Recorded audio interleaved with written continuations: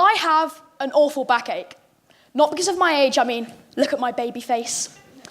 In the words of esteemed British researcher Philip Cohen, I am carrying a peculiar burden of representation, and believe me, it's heavy. I'm not talking about my gender, sexuality, or social class, but instead, my age. As a teenager, I have been, and will be, subject to prejudice simply based upon my age.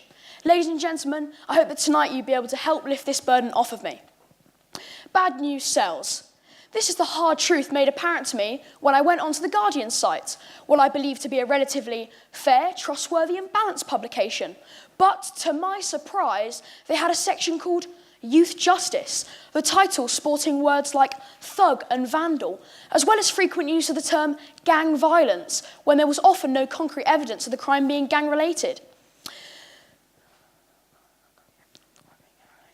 This creates a negative association with regular young people. And according to a recent study on this very topic, a majority of articles about youths are negative, with the Daily Mail being the worst offender. Shocking, I know.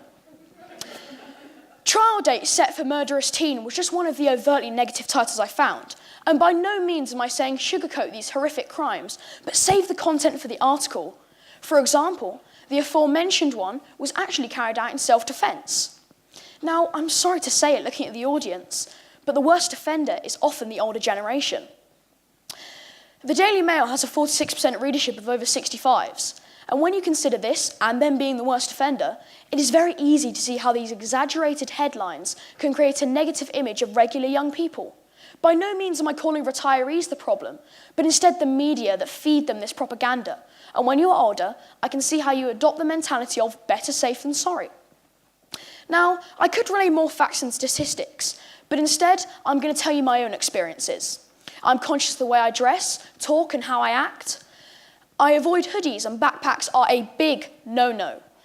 And I've lost count of the amount of dirty looks I get, and I've had people cross the street for no apparent reason. This may seem fantastical, but I assure you this is a regular occurrence for me and many other youths. Now, I'd like to end on a bit of advice. There is a teeny-weeny chance I am wearing a hoodie to keep myself warm, not to hide my arsenal of knives. And I may want to help you with your shopping, not steal your bags.